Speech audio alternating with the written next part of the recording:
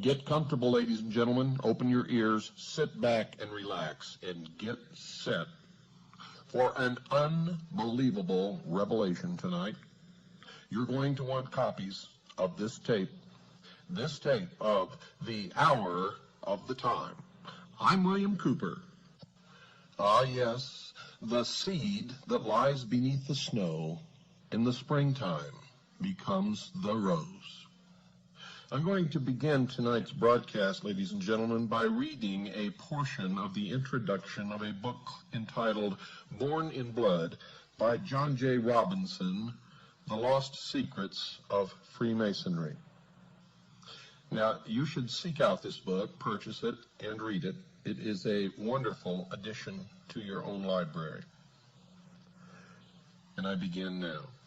Quote, "The research behind this book was not originally intended to reveal anything about Freemasonry or the Knights Templar.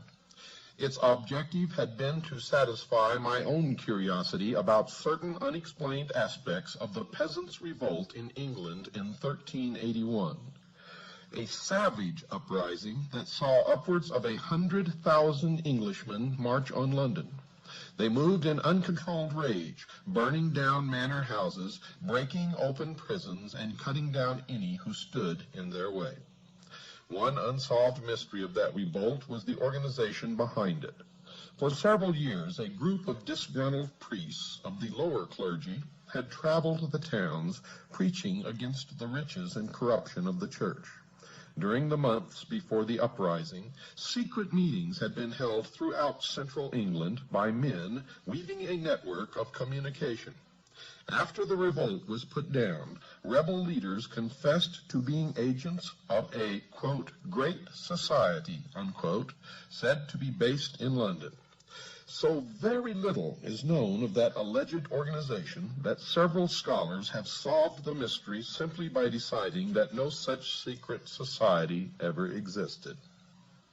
Another mystery was the concentrated and especially vicious attacks on the religious order of the Knights Hospitaller of St. John, now known as the Knights of Malta. Not only did the rebels seek out their properties for vandalism and fire, but their prior was dragged from the Tower of London to have his head struck off and placed on London Bridge, to the delight of the cheering mob. There was no question that the ferocity unleashed on the crusading Hospitallers had a purpose behind it. One captured rebel leader, when asked the reasons for the revolt, said, quote, first and above all, the destruction of the Hospitallers, unquote. What kind of secret society could have had that special hatred as one of its primary purposes? A desire for vengeance against the Hospitallers was easy to identify in the rival crusading order of the Knights of the Temple of Solomon in Jerusalem. The problem was that those Knights Templar had been completely suppressed almost 70 years before the Peasants' Revolt, following several years during which the Templars had been imprisoned, tortured, and burned at the stake. After issuing the decree that put an end to the Templar order, Pope Clement V had directed that all of the extensive properties of the Templars should be given to the Hospitallers. Could a Templar desire for revenge actually have survived underground for 3 generations? There was no incontrovertible proof, yet the only evidence suggests the existence of just one secret society in 14th century England, just one, the society that was or would become the Order of Free and Accepted Masons. There appeared to be no connection, however, between the revolt and Freemasonry, except for the name or title of its leader. He occupied the center stage of English history for just 8 days, and nothing is known of him except that he was the supreme commander of the rebellion. He was called Walter the Tyler, and it seemed at first to be mere coincidence that he bore the title of the enforcement officer of the Masonic Lodge. In Freemasonry, the Tyler, who must be a master mason, is the sentry, the sergeant-at-arms, and the officer who screens the credentials of visitors who seek entrance to the lodge. In remembrance of an earlier, more dangerous time, his post is just outside the door of the lodge room, where he stands with a drawn sword in his hand even to this day. I was aware that there had been many attempts in the past to link the Freemasons with the Knights Templar, but never with success. The fragile evidence advanced by proponents of that connection had never held up, sometimes because it was based on wild speculation, and at least once because it had been based on a deliberate forgery. But despite the failures to establish that link, it just will not go away, and the time-shrouded belief in some relationship between the two orders remains as one of the more durable legends of Freemasonry. That is entirely appropriate, because all of the various theories of the origins of Freemasonry are legendary. Not one of them is supported by any universally accepted evidence. Here I break from reading from the introduction of the book and interject a comment here. There was never any universally accepted evidence until you hear what you're going to hear tonight, produced by John Galt, an agent of the Citizens Agency for Joint Intelligence.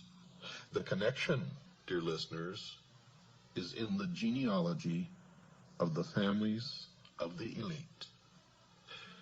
You are going to be amazed, and now I continue from the introduction to Born in Blood.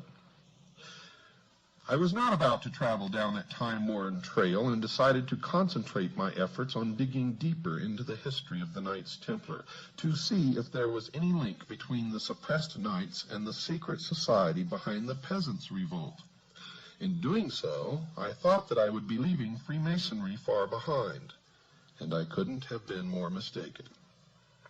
Like anyone curious about medieval history, I had developed an interest in the Crusades, and perhaps more than just an interest. Those holy wars hold an appeal that is frequently as romantic as it is historical, and in my travels I had tried to drink in the atmosphere of the narrow defiles in the mountains of Lebanon through which Crusader armies had passed, and had sat staring at the castle ruins around Sidon and Tyre, trying to hear the clashing sounds of attack and defense. I had marveled at the walls of Constantinople, and had strolled the arsenal of Venice, where Crusader fleets were assembled. I had sat in the round church of the Knights Templar in London, trying to imagine the ceremony of its consecration by the Patriarch of Jerusalem in 1185, more than 300 years before Columbus set sail west to the Indies. The Templar Order was founded in Jerusalem in 1118 in the aftermath of the First Crusade. Its name came from the location of its first headquarters on the site of the ancient Temple of Solomon. Helping to fulfill a desperate need for a standing army in the Holy Land, the Knights of the Temple soon grew in numbers, in wealth, and in political power. They also grew in arrogance, and their Grand Master, de Redfort, was a key figure in the mistakes that led to the fall of Jerusalem in 1187. The Latin Christians managed to hold on to a narrow strip of territory along the coast, where the Templars were among the largest owners of the land and the fortifications. Finally, the enthusiasm for sending men and money to the Holy Land waned among the European kingdoms, which were preoccupied with their own wars against each other. By 1296, the Egyptian Sultan was able to push the resident Crusaders along with the military orders into the sea. The Holy Land was lost. And the defeated Knights Templar moved their base to the island kingdom of Cyprus, dreaming of yet one more crusade to restore their past glory. As the Templars planned a new crusade against the infidel, King Philip IV of France was planning his own private crusade against the Templars. He longed to be rid of his massive debts to the Templar order, which had used its wealth to establish a major international banking operation. Philip wanted the Templar treasure to finance his continental wars against Edward I of England. After 2 decades of fighting, England on one side and the Holy Roman Church on the other, 2 unrelated events gave Philip of France the opportunity he needed.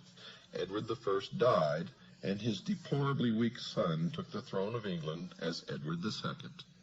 On the other front, Philip was able to get his own man on the throne of Peter as Pope Clement V.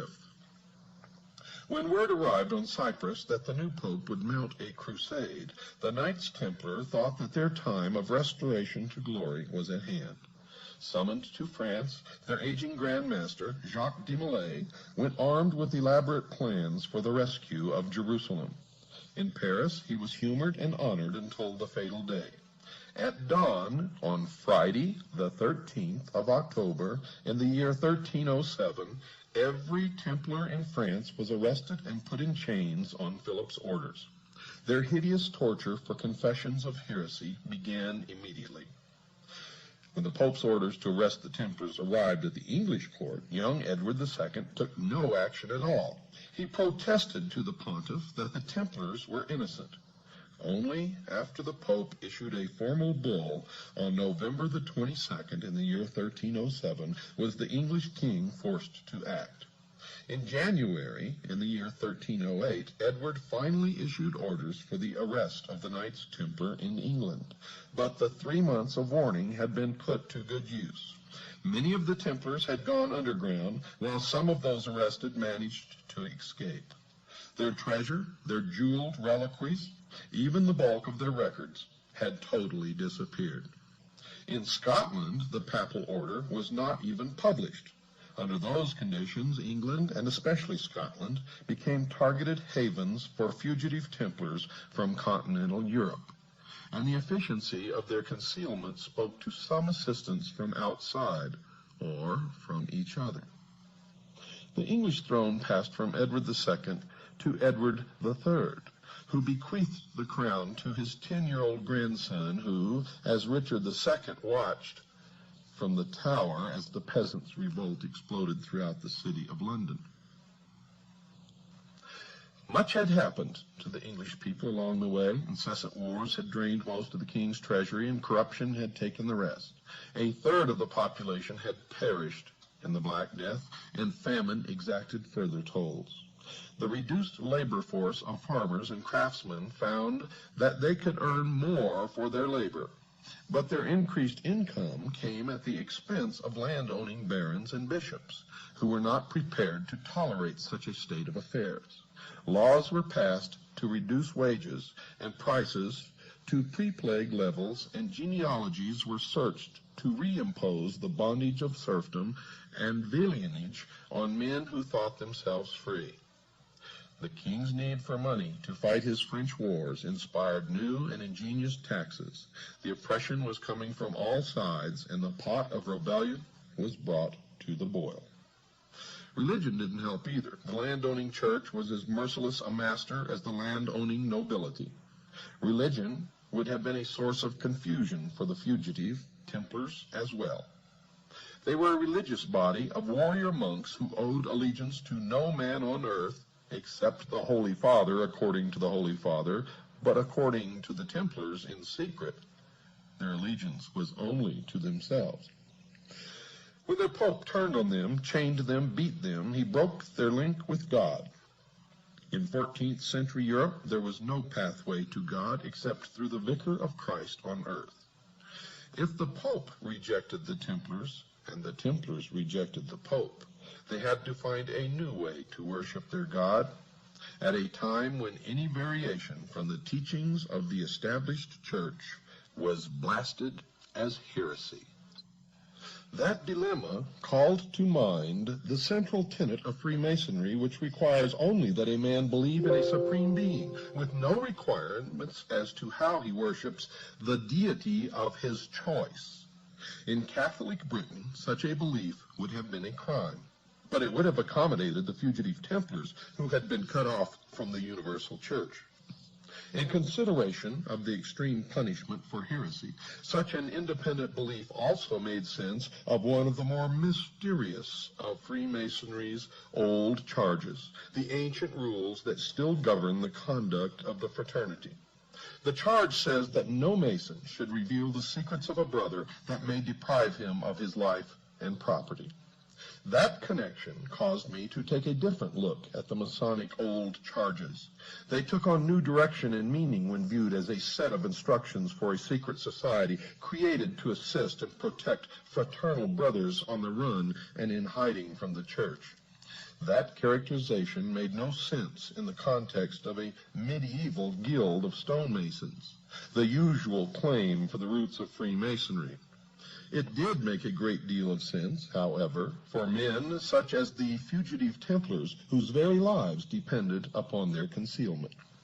Nor would there have been any problem in finding new recruits over the years ahead.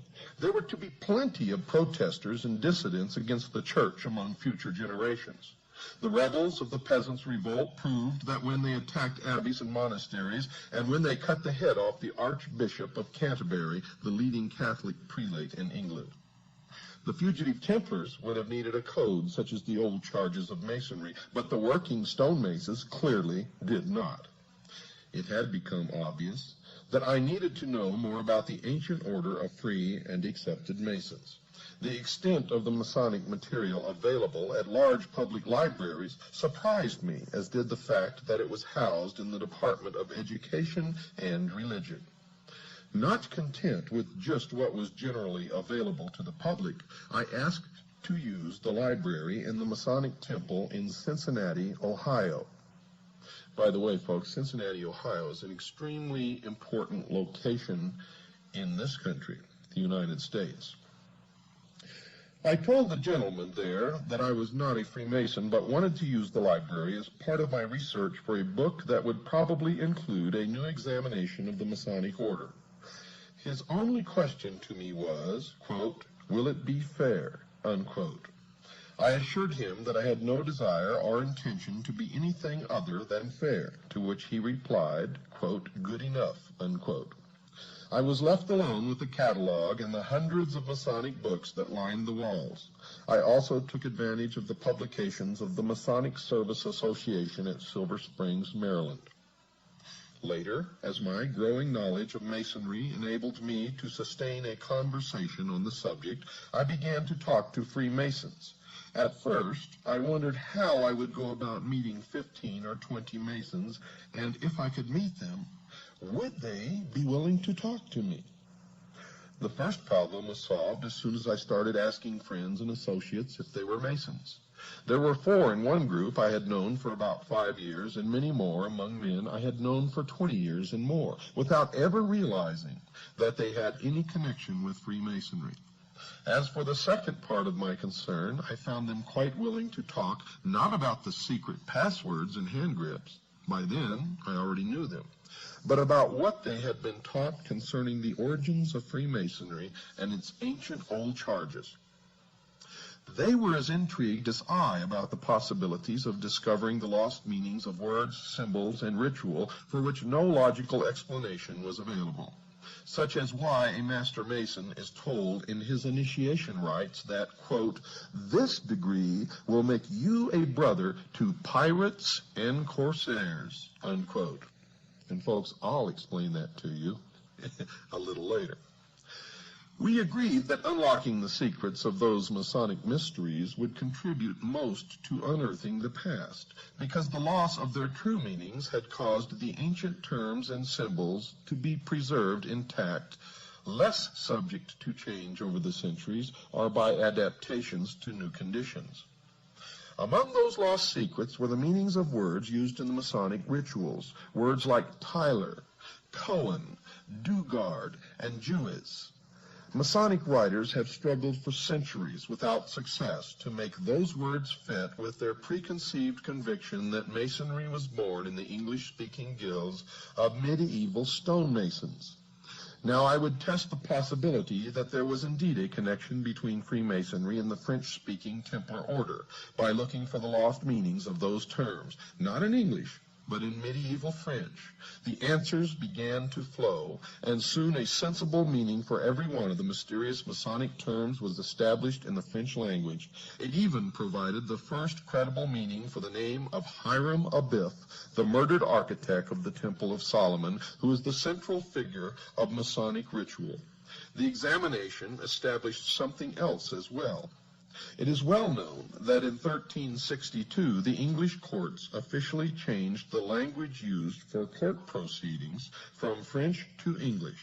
So the French roots of all the mysterious terms of Freemasonry confirmed the existence of that secret society in the 14th century, the century of the Templar suppression and the peasants' revolt.